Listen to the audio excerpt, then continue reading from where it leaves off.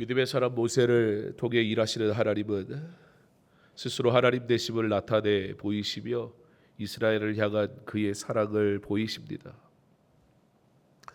히브리서 기자는 믿음으로 그들은 홍해를 육지같이 건넜으리라고 기록하면서 믿음 가운데 거하는 자가 경험하게 되는 기적, 그런데 그 기적의 목적이 있는 거예요. 바로 하나님께서 그의 백성을 사랑하시고 지키신다는 사실을 알게 하시려는 그 목적이 하나님의 뜻대로 이루어짐에 대해서 잘 설명해 주고 있습니다.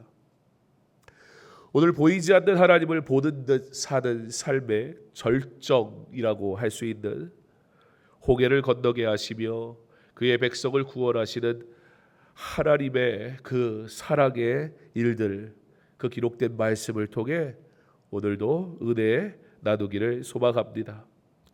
우리가 읽은 출애굽기 14장 말씀 가운데 15절로 18절의 말씀을 좀 다시 한번 보면, 여호와께서 모세에게 이르시되 너는 어찌하여 내게 부르짖느냐, 이스라엘 자손에게 명령하여 앞으로 나아가게 하고 지팡이를 들고 손을 바다 위로 내밀어 그것이 갈라지게 하라. 이스라엘 자손이 바다 가운데서 마른 땅으로 행하리라. 내가 애굽 사람들의 마음을 완악하게 할 것인즉 그들이 그 뒤를 따라 들어갈 것이라. 내가 바로와 그의 모든 군대와 그의 병거와 마병으로 말미암아 영광을 얻으리니, 내가 바로와 그의 병거와 마병으로 말미암아 영광을 얻을 때에야 애굽 사람들이 나를 여호와인 줄 알리라 하시더니. 여러분, 이 말씀 중에서 여러분 혹시 출애굽기 14장 말씀을 피셨다면 펜이 있으시면 줄을 좀 한번 쳐보시면 좋겠는데요. 첫 번째 뭘 치냐면 15절 마지막 부분에 앞으로 나아가게 하고 이 부분에 줄을 치시면 되고요. 16절에 내밀어 그것이 갈라지게 하라, 여기에 줄을 한번 좀 쳐보세요. 그리고 나서 17절에 완악하게 할 것, 여기에 줄을 치시고요. 또 그 뒤를 따라 들어갈 것, 같은 17절입니다. 거기에 줄을 쳐십시오. 그리고 17절 맨 마지막에 영광을 얻으리니, 18절의 중간에 영광을 얻을 때에, 그리고 마지막에 18절 마지막에 가서 여호와인 줄 알리라. 이걸 줄을 치시라고 하는 이유는 우리가 오늘 우리가 나누고자 하는 말씀의 핵심이 이 5절 안에 들어있기 때문이고요. 그리고 이 5절 안에 보면 하나님이 일하시는 방법이 어떤 방법인가를 굉장히 잘 설명해 주고 있습니다. 자, 우리가 처음 줄을 쳤던 2개, 앞으로 나아가게 하고 내밀어 그것이 갈라지게 하라, 이건 누가 하는 것입니까? 이건 모세와 이스라엘 백성이 하는 겁니다. 사람들이 하는 거라고요. 그런데 17절에 보면 완악하게 할 것인즉 그 뒤를 따라 들어갈 것이라, 이건 누가 하시겠다는 겁니까? 이건 하나님이 하신다는 얘기예요. 그리고 나서 뒤에 뭐가 나옵니까? 영광을 얻으리니, 영광을 얻을 때에야 여호와인 줄 알리라. 자, 보세요. 그러니까 핵심이 어디 있냐? 17절에 있어요. 완악하게 하시고 그 뒤를 따라 들어가게 하시는 이가 있는데, 이 일을 누가 하신다? 지금 하나님이 하신다는 거예요. 자, 여기에서부터 출발하지 않으면 어려워져요. 우리의 신앙생활의 순종이 어려운 이유는 사실 이 부분에 대한 분명한 개념이 없기 때문입니다. 만약에 여러분, 오늘 여러분에게 닥친 문제 앞에서 하나님께서 말씀하십니다. 앞으로 나아가라고. 머뭇머뭇거리지 말고, 주저하지 말고, 주를 위해 살까 말까 고민하지 말고 그냥 나아가 하신단 말이에요. 그리고 심지어 어떻게 하라고 그래요? 내밀어 그것이 갈라지게 하라. 하나님이 지금 뭘 하라고 하세요? 내가 할 수 없는 걸 하라고 그래요. 여러분, 요만한 그릇에 담겨있는 물, 뭐 바닥까지는 갈 것도 없고 그거 둘로 쫙 쪼갤 수 있습니까? 막 빨리 하면 쪼개질까요? 막 계속 치면 언젠간 쪼개질까요? 절대 그런 일이 일어나지 않습니다. 자, 하나님이 우리에게 요구하시는 건 어떤 것이다? 가능한 일이다, 불가능한 일이다? 불가능한데 가능한 일이다. 왜요? 왜 그럴까요? 17절에 이미 답이 있잖아요. 완악하게 할 것이다. 그 뒤를 따라 들어가게 할 것이다. 지금 하나님은 뭐가 있으시다? 다 계획이 있으시다. 사랑하는 성도 여러분, 하나님께서 저와 여러분의 삶에 우리를 향한 놀라운 계획을 가지고 계신 것을 믿으십니까? 그럼 나아가십시오. 그리고 도무지 내가 감당할 수 없는 그 사명을 맡기실 때 주께서 행하실 줄 믿습니다. 믿음으로 고백하는 저와 여러분 되길 간절히 소망합니다. 하나님은 지금 우리의 능력에 우리가 할 수 있는 정도의 우리의 수준의 것이기 때문에 우리에게 맡기시는 것이 아니에요. 그러나 하나님은 하나님의 일을 하십니다. 단지 하나님의 일을 우리의 일함을 통해 하나님께서 일하신다라는 것입니다. 그리고 하나님께서 하시는 이 일은 하나님은 하나님의 영광을 위하여 그가 계획하신 일을 우리를 통해서 행하시더라는 것입니다. 그러면 하나님께서 저와 여러분에게 맡기시는 일들이 있다면, 하나님께서 저와 여러분에게 부탁하시는 사명이 있다면, 오늘 하나님께서 저와 여러분이 행하기 원하시는 하나님의 뜻이 있다면 그 뜻은 이미 하나님의 계획 속에 있다라는 것입니다. 우리가 할 수 없는 일이기에 우리가 주저하지만, 그러나 하나님이 누구이신지 우리가 믿음으로 고백하는 사람이라면 우리가 할 수 없음은 전혀 문제가 되지 않는단 말입니다. 우리가 지난 2시간 거절,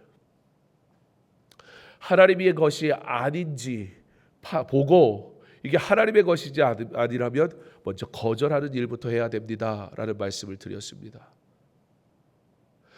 보이지 않는 하나님을 보는 듯 사는 삶 첫 번째 방법이 거절하는 거다라고 말씀드렸어요. 그러나 이 거절을 위한 거절이면 되면 안 된다? 안 된다? 안 된다. 그러므로 거절했다면 반드시 거절해서 끝나면 안 되는 거예요. 자, 거절해서 끝나면 어떻게 된다고 그랬어요?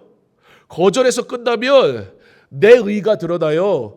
내가 주를 위해 이것도 안 했고 저것도 안 했고 뭘 했고 금식을 했고, 바리새인들이 한 게 그거잖아요. 내가 주를 위해 금식을 했고 용서를 했고 막 이래가면서 율법을 지켰고 막 이래가면서 거절을 위한 거절을 해버리면요, 그게 내가 하나님의 영광을 위해 해야 할 모든 것인 줄 착각해요. 그러니까 내가 그것을 지켜. 여러분, 물론 율법을 다 지키면 구원받을 수 있습니까? 없습니까?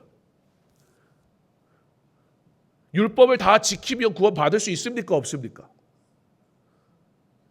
뭐 하죠? 전사님, 율법을 다 지키면 구원 받을 수 있습니까? 없습니까?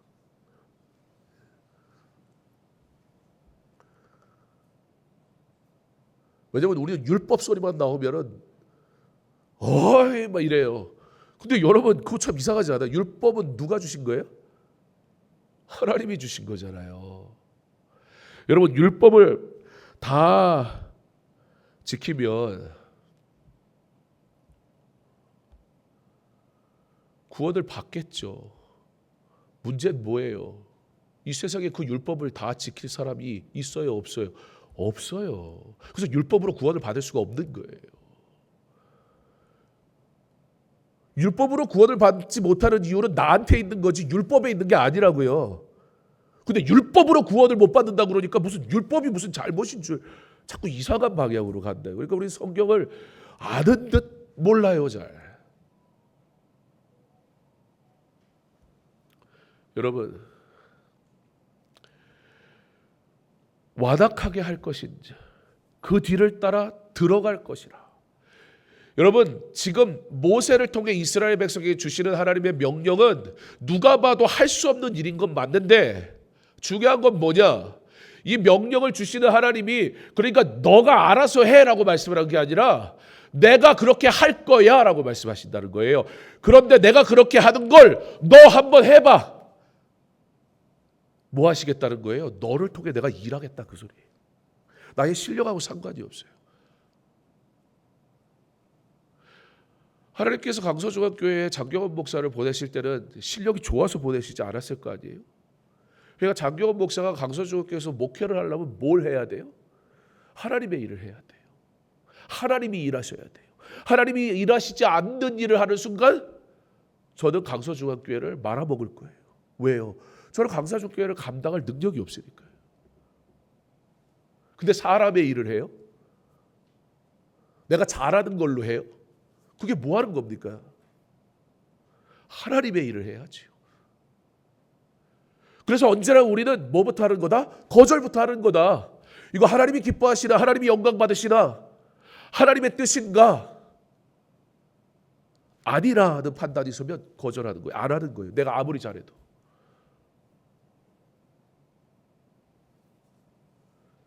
그런데 거절을 위한 거절로 끝나면 뭐가 된다? 자기의 의가 된다. 나는 금식하고 나는 저 사마리아인들처럼 그렇게 죄 지으며 살지 않습니다. 하지 않습니다. 하지 않습니다. 하지 않습니다. 이 소리 누가 제일 잘한 거예요? 바리새인들이. 하지 않는 게 하나님께 영광이 되는 게 아니라고요. 하지 않는 것이 하나님께 영광을 돌리는 삶을 시작하기 위한 준비에 불과하지 않아요. 우리가 하지 않은 것이 당연히 하지 않을 것이지 꾸정물을 마시지 않아놓고 내가 꾸정물 안 마셨습니다. 칭찬받을 일이 아니라고요. 그건 당연한 거예요. 그럼 어떻게 해야 돼요? 이제는 영원한 생명, 생수를 마셔야지요. 그게 무엇이다? 선택이다. 그게 지난 2시간 나눴던 말씀입니다. 이렇게 짧은 걸 뭐 한다고 이틀 동안 거의 100분에 가려. 제가 좀 코를 이렇게 닦아도 이해하시기 바랍니다. 제가 고민을 굉장히 많이 했어요.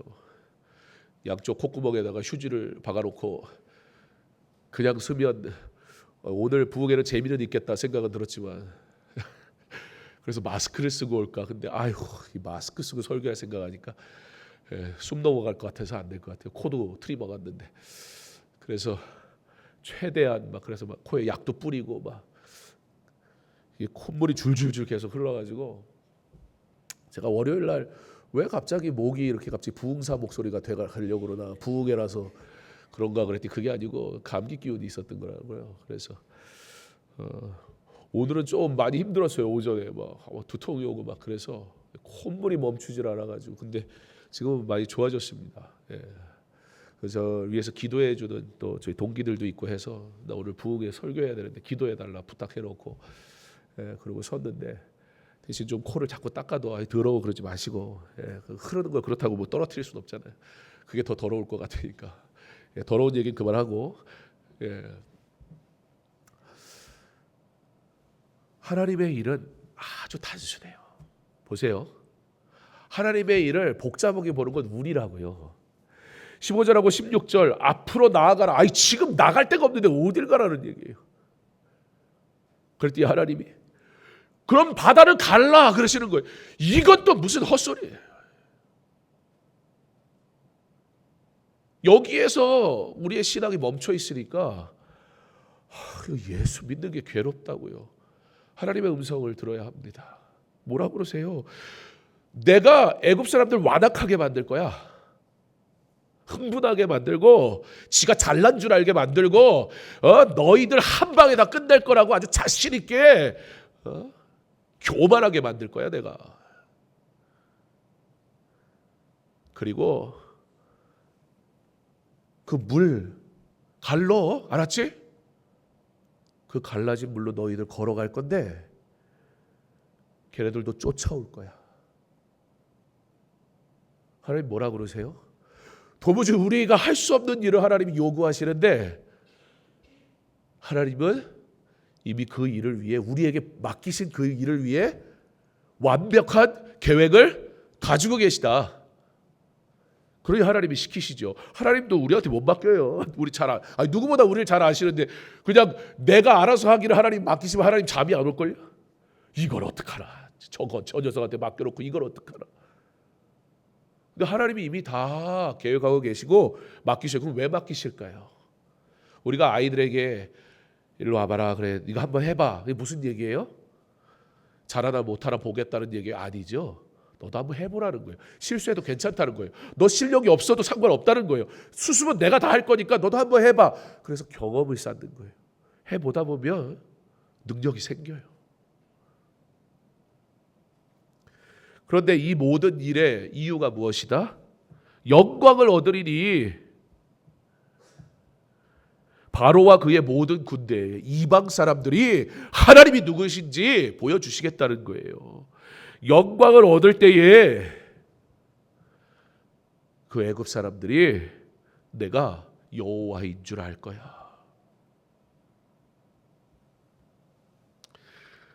하나님은 하나님의 영광을 위하여 그가 계획하신 일을 우리를 통해 일하시는 것을 믿으시기 바랍니다. 그러므로 주께서 내게 맡기신 일을 두려워하지 마십시오. 그의 영광을 위한 일이라면, 자, 그러므로 뭐 해야 되는 거예요? 거절을 해야 되는 거예요. 하나님의 영광이 아닌 것 가지고 내가 열심히 하다가 안 되면 하나님 안 도와주십니까? 이러지 말고 아닌 것 제껴요. 그러면 명확해지잖아요. 뭐가요? 하나님의 것이 선택해요. 오늘 설교는 위의 내용을 가지고 세분화해서 좀 구체적으로 나누는 시간을 가지려고 합니다. 이미 할 설교는 다 하긴 했는데요. 제가 아프니까 빨리 끝낼 거라고 기대하지 마시고 그래도 할 건 다 하고 가야 되니까. 아픈 중에 준비한 설교니까 안 하면 억울하잖아요. 저도. 너무 많이는 안 할 테니까 걱정하지 마시고 이 내용을 조금 우리의 것으로 이렇게 가랑비에 쫙 젖듯이 좀 세분화해서 여러분들에게 다시 한번 설명을 좀 해드리겠습니다.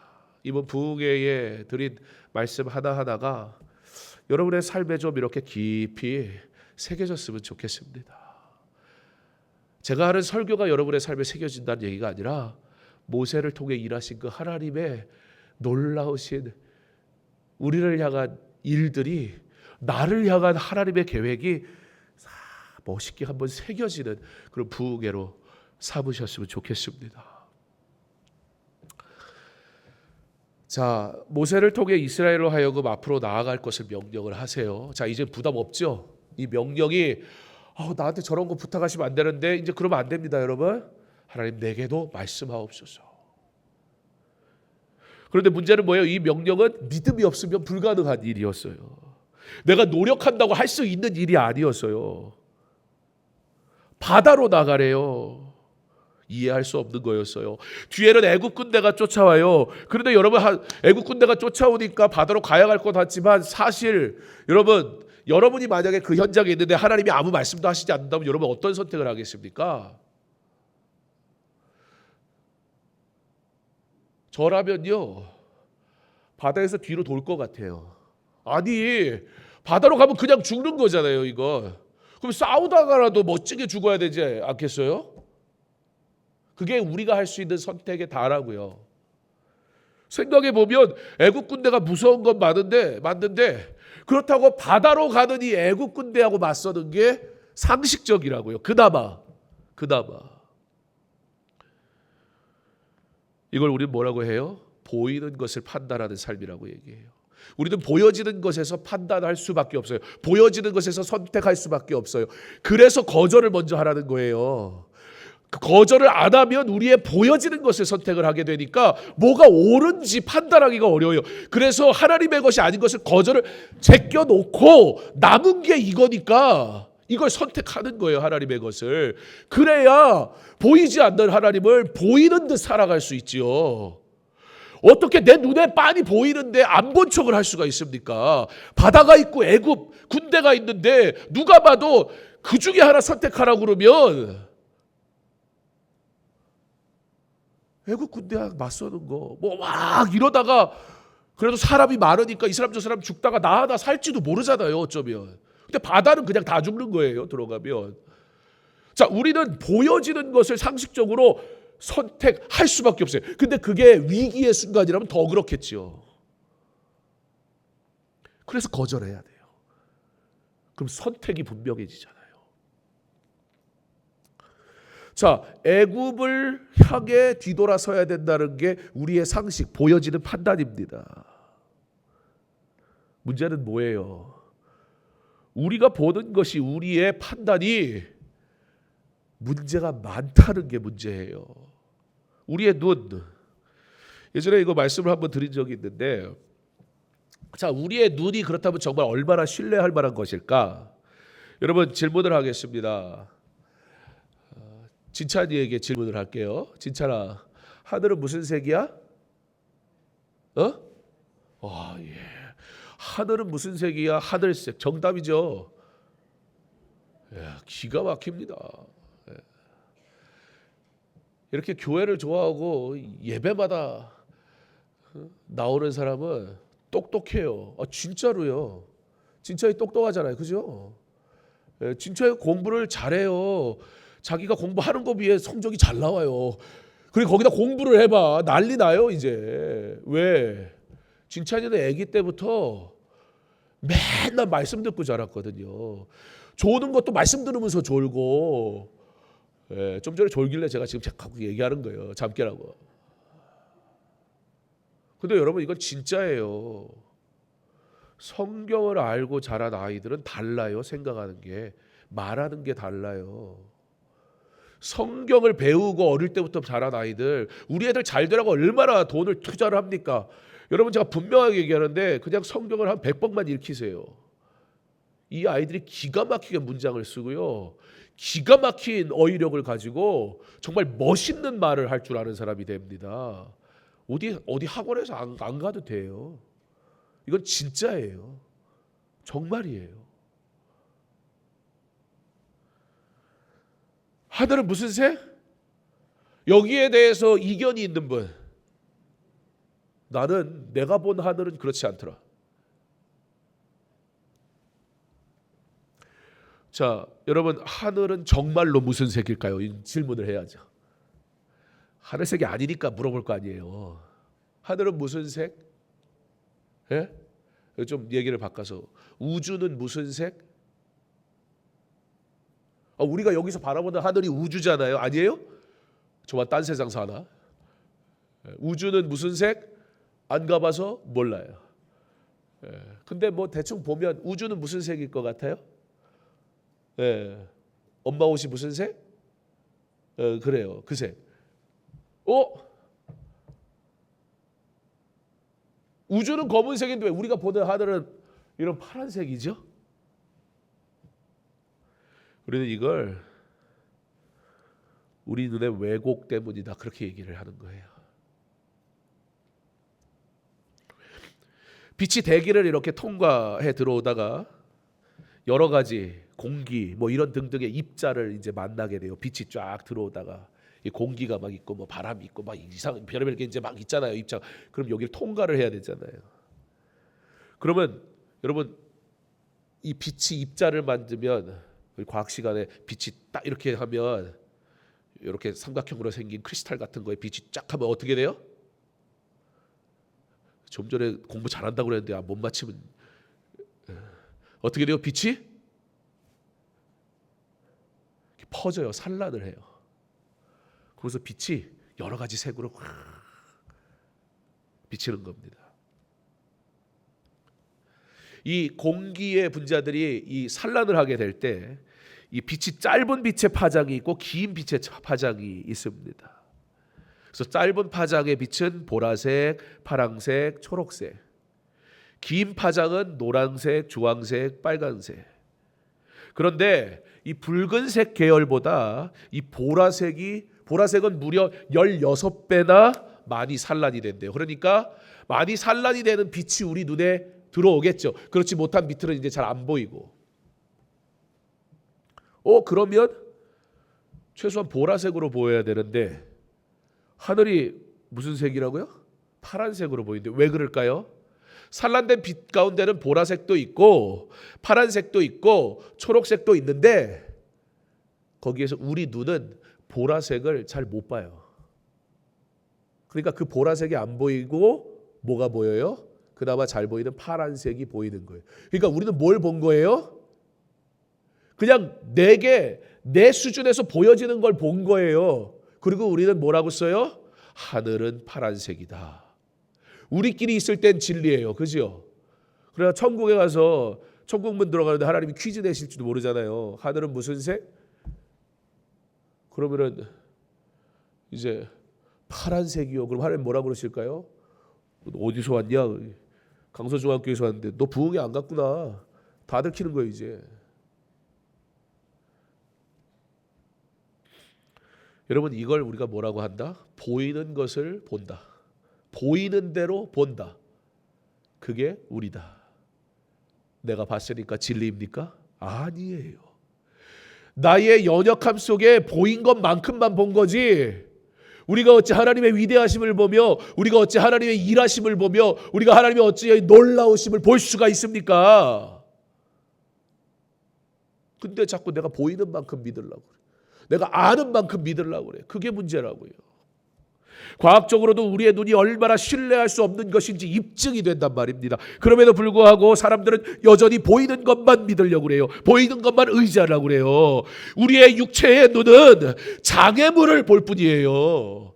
진리를 못 보고요. 진실을 못 보고요. 그 앞에 있는 장애물 그 중에도 내 눈에 보이는 만큼만 보이고 마치도 저 장애물이 단주라는 거예요. 그러니까 아니 홍해를 보면 그 홍해에 넘어 계신 하나님을 봐야 되는데 장애물만 보인다니까요. 그러니까 야 나가 미쳤습니까? 죽으려고. 그랬더니 하나님이 갈라 그럼. 그랬더니 하나님 이렇게 자꾸 말 안 되는 소리 할 거예요. 하나님 뭐라 하시는 거예요? 하나님은 지금 나가 바다 갈라 뭐 하라는 말씀이에요? 하나님을 보라는 말씀이에요. 하나님을 믿으라는 말씀이에요. 근데 그 하나님을 내 눈으로 믿으려니까 이건 아닙니다.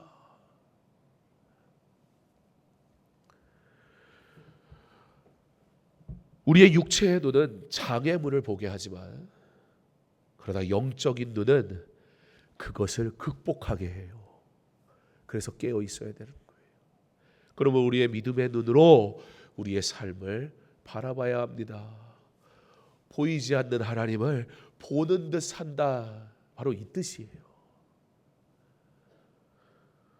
보는 척 한다가 아니고 보이지 않는데 내 눈에 안 보인다고 아니 계신 하나님이 아니라는 사실을 믿음으로 내 눈으로는 볼 수 없지만 나는 영적인 눈으로 이미 하나님을 보았다는 거예요. 그러면 내딛는 거예요. 그러면 나아가는 거예요. 바다가 있으니까 두렵죠. 그러나 홍해를 거기에 두시니도 하나님이시고 이스라엘 위에 그 길을 내시기로 작정하시니도 하나님이라는 것을 알면 두렵지 않아요. 불가능하다고 더 이상 생각하지 않아요. 앞으로 가라는 명령에 이제 어떻게 하면 돼요? 순종하면 되는 거예요. 네, 그렇습니다. 보이지 않는 하나님을 보는 듯이 사는 삶을 사는 방법 세 번째. 이거 받으셨죠 오늘? 거기에 많은 거 쓰지 말라고 그랬잖아요. 첫째 날은 뭐요? 거절. 둘째 날은 뭐요? 선택. 셋째 날은 뭐요? 순종. 넷째 날은 뭐요? 아직 얘기 안 했잖아요. 대답을 하시면 어떻게? 알려드릴게요. 찬송. 내일은 찬송이에요. 거절하고 하나님의 것을 선택했으면 이제는 어떻게 해요? 선택만 해. 그리고 자동차 사놓고 안 몰아. 그러면 자동차의 참 의미를 잃어버리는 거잖아요. 이제 가야죠. 시동을 걸고 가야죠. 어떻게? 순종해야 돼요. 매뉴얼대로 해야 돼요.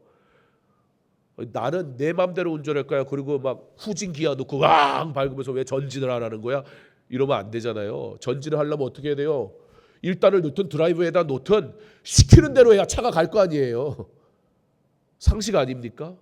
우리 신앙도 마찬가지죠. 하나님 시키는 대로 이제 순종하는 거예요. 그랬더니 찬송하더라. 내일 말씀이고. 하나님께서 육지같이 길을 다듬어 놓으셨어요. 우리 하나님은 세밀하세요. 질퍽질퍽 푹푹 꺼지고 빠지고 건널 수 없고. 성경이 뭐라고 기록해요? 홍해가 갈라져서 벽처럼 됐다고 그래요. 저는 이걸 뭐라고 생각하냐면 최초의 수족관. 지나가면서 얼마나 어차피 애들은 별 생각이 없으니까 얼마나 신났겠어요. 이게 쫙 갈라져가지고 가재. 그러면 애들은 아빠 가자면 가주면 안 가요? 싹 가는데 막 앞에 있는 애들이 갑자기 먼저 간 애들이 난리가 난 거예요. 이거 성경이 없는 거예요. 예. 앞에 간 애들이 막 난리가 난 거예요. 왜 난리가 났어요? 우와 막 가자미가 막 오다가 꽁 부딪히고 돌아가고 막 벽이 아니 뭐 이런 상상 이상하진 않잖아요. 말이 되잖아요. 그런 상상 안 해봤어요? 성경을 깊이 있게 읽어야 돼. 성경이 이렇게 재밌는 건데 우리는 어쩜 그렇게 성경을 재미없게 읽나 몰라. 그죠? 코미디보다 재밌잖아요. 안 그래요? 막 오는데 막 상어가 막 갑자기 먹이들이 막 우르르 자기가 좀 이상하긴 해. 뭐 헤엄은 안 치고 막 걸어가. 그러니까 먹어야지 슉 오다가 꿍 부딪히고 막 돌아가고 못 갈 거 아니에요. 하나님 다 막으셨으니까.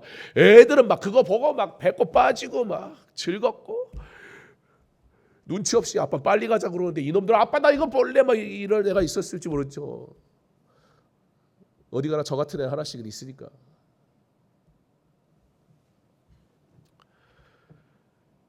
길이 육지같이 되게 하십니다. 우리의 가는 길, 주께서 우리에게 부탁하신 그 길, 홍해도 육지같이 만드실 줄 믿습니다. 그 길로 한번 발을 내디뎌 보십시오. 홍해가 갈라진 것도 기적이고 길이 육지같이 된 것도 기적이고 우리가 모두 이런 것을 기적이라 말합니다. 그러나 이건 어떻습니까?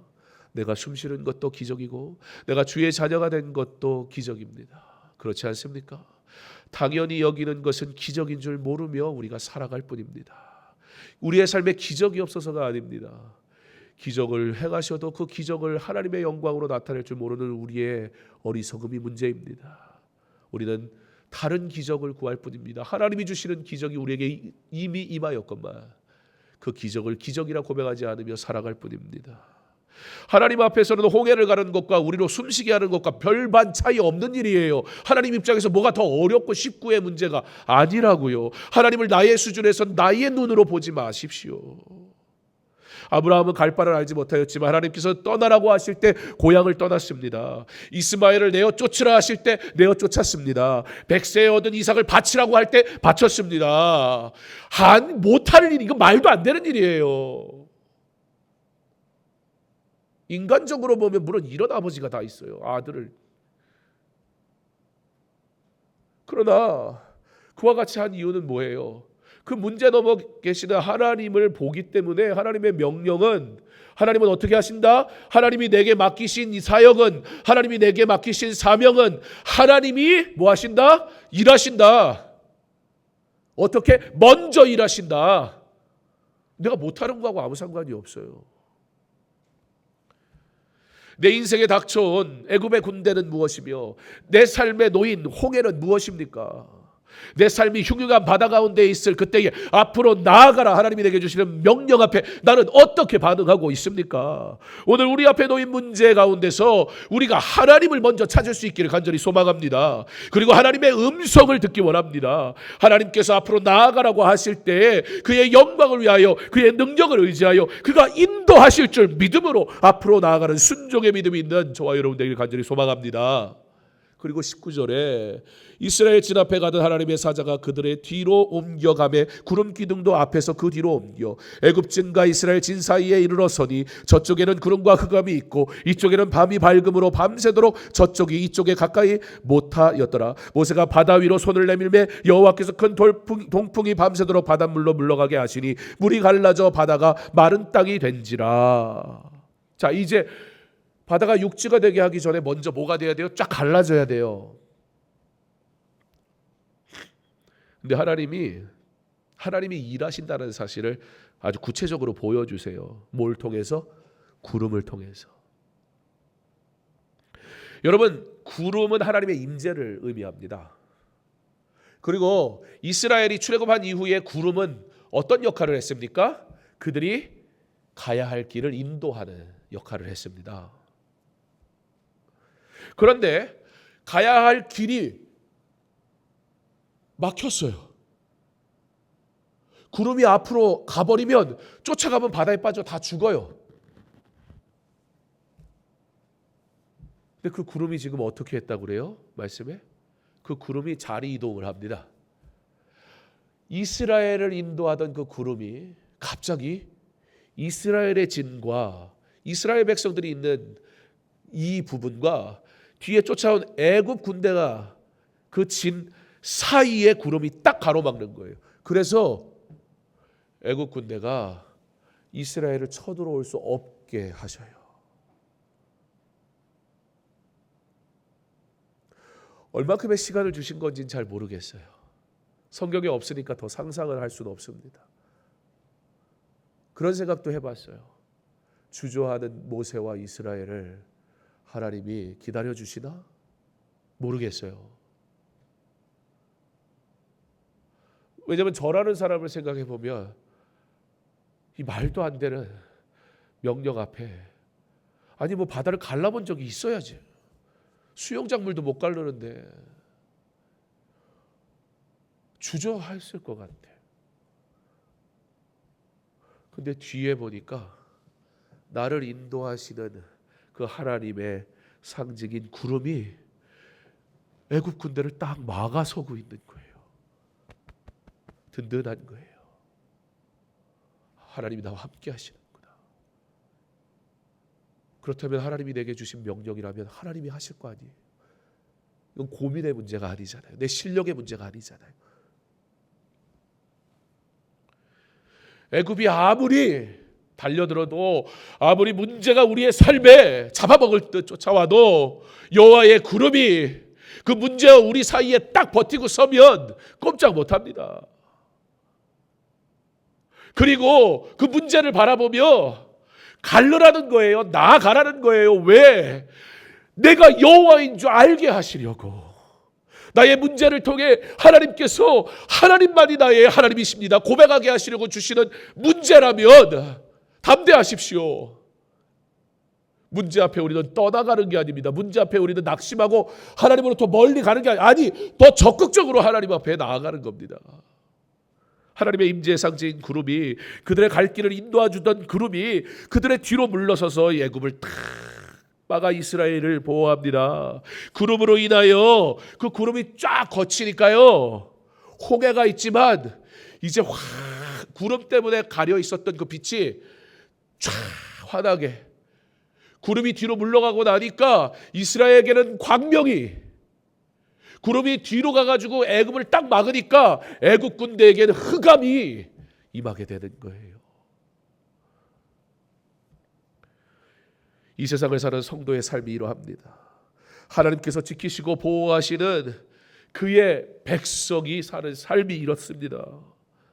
주님이 구름으로 보호하시고 문제를 막으시고 광명으로 비추실 줄 믿습니다. 기도가 막히고 막막할 때 앞에서 인도하던 구름 기둥이 뒤로 물러가 보이지 않을 때 구름 기둥이 갑자기 사라지니까 앞에만 쳐다보고 있으면 아이고 구름 기둥 어디 있어.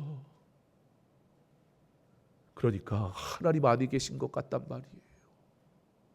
그러나 구름 기둥이 사라진 것이 아니에요. 오히려 이스라엘을 보호하기 위해 뒤에 든든히 계시는 하나님. 내 앞에 문제가 보여서 하나님이 아니 계신 것 같은 그 순간 하나님이 나의 기도를 들으시지 않는 게 아니라 하나님이 내 삶에 관심이 없는 게 아니라 오히려 나의 문제를 더 큰 문제를 하나님이 딱 맡고 계신 거예요. 그리고 이 문제는 믿음으로 가라는 거예요.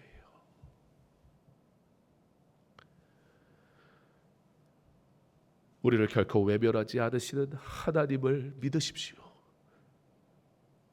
나를 보호하시고 지키시는 그 하나님을 신뢰하십시오. 욥이 그렇게 기도해도 한 번도 하나님께서 응답하지 않으시잖아요. 그런데 여러분 욥기를 읽어보면 뭐라고 얘기해요? 하나님이 욥에게 뭐라고 얘기하세요? 내가 너의 기도를 다 듣고 있었다 그러세요. 표적이 안 보이고 기도에 응답이 없는 것 같을 때 이때는 하나님께서 내 뒤에 계시는 것으로 알고 더 가까이 계시는 줄 알고 나를 보호하고 계시다는 것을 알고 그 하나님을 신뢰함으로 나아가시기 바랍니다. 여호와의 영광이 내 뒤에 호위하리니 내가 부를 때에는 나 여호와가 응답하겠고 내가 부르짖을 때에는 내가 여기 있다 하리라. 너는 두려워하지 말라. 내가 너를 구속하였고 내가 너를 지명하여 불렀나니 너는 내 것이라. 두려워하지 말라. 내가 너와 함께함이라. 놀라지 말라. 나는 내 하나님이 됨이라. 내가 너를 굳세게 하리라. 참으로 너를 도와주리라. 참으로 나의 의로운 오른손으로 너를 붙들리라. 한밤중에 불안과 괴로움에 떨며 지내던 이스라엘 백성은 새벽이 되면서 홍해를 바다를 건넜습니다. 이와 같이 우리의 인생 가운데 고난을 통과할 때 낙심하지 말고 소망의 새벽, 영광의 아침을 기다리시기 바랍니다. 하나님께서 우리 뒤에 문제는 구름 기둥으로 딱 막으시고 우리 앞에 홍해는 가르실 줄 믿습니다. 순종하는 그의 백성을 지키시고 어떻게 해요? 거절했잖아요. 죄는, 악은 하나님의 것이 아닌 건 거절했잖아요. 선택했잖아요. 하나님이 내게 맡기시는 거. 내가 잘하는 거 아니요. 내가 할 수 있는 역량의 상관이 없어요. 그러니까 아예 인간이 조금이라도 내가 한번 해볼까 시도할 만한 일을 주시지 않았던 거예요. 홍해 앞에 모두가 옴짝달싹 할 수 없는 내가 한번 해봐 이런 교만하는 요만큼도 꿈틀 수 없는, 만약에 내가 잘하는 것 맡겨보세요. 내 실력으로 하려고 그럴 거 아니에요. 그러니까 아예 엄두도 못 내게 하시는 거예요. 아예 엄두도 못 내게 하니까 말도 안 되는 걸 시킨다고 그러는데 그거 어차피 하나님이 하실 건데요. 나한테나 어려운 일이지 하나님 앞에는 그게 그거잖아요. 그 일로 하나님 보게 하시려는 겁니다. 하나님께서 우리의 뒤에 문제는 구름 기둥으로 막으십니다. 우리 앞에 홍해는 어떻게 해요? 가르십니다. 순종하는 그의 백성을 지키시고, 그리고 뭐 하려고 이거 하시는 거예요? 하나님이 영광 받으시려고. 우리 부흥에 뭐 하는 거예요? 하나님께 영광 돌리려고. 다른 것 때문에 모이지 않았습니다. 그러므로 그의 백성이 하나님의 일하심 속에, 그 구름 기둥으로 인도하시고 보호하심 속에 나는 할 수 없는 놀라운 기적을 행하게 하시는 하나님의 역사하심 속에 여러분 어떻게 하겠습니까? 당연히 뭐 하겠어요? 찬송하지 않겠습니까? 내 삶에 하나님께 올려드릴 찬양의 날들이 넘치고 넘치기를 간절히 소망합니다. 내일은 이 찬송이라는 키워드로 하나님의 약속을 신뢰함으로 보이지 않는 하나님을 보는 듯 사는 삶으로 이 은혜를 경험한 모세가 이 구원에 너무 감사해서 하나님 앞에 이스라엘 백성을 향해 우리가 여호와께 찬양하자. 이 아름다운 찬양의 이야기, 그 찬양이 나의 이야기가 되기를 소망하는 마음으로 내일은 말씀을 나눌 것입니다. 사랑하는 성도 여러분, 내 뒤에 전능하신 하나님께서 함께하고 계심을 믿음으로 담대히 나아가시기 바랍니다. 하나님의 부르심에 순종함으로 하나님의 뜻을 이루며 살아갈 때 그가 행하시는 기적을 경험하며 살아가시기 바랍니다. 오늘 이 밤 거절, 선택, 그리고 순종으로 나아가며 엎드려 간구하는 저와 여러분의 삶 가운데 하나님께서 역사하셔서 회복시키시고, 그러므로 하나님께서 영광 받으시는 저와 여러분의 삶이 될 수 있기를 주님의 이름으로 축원합니다.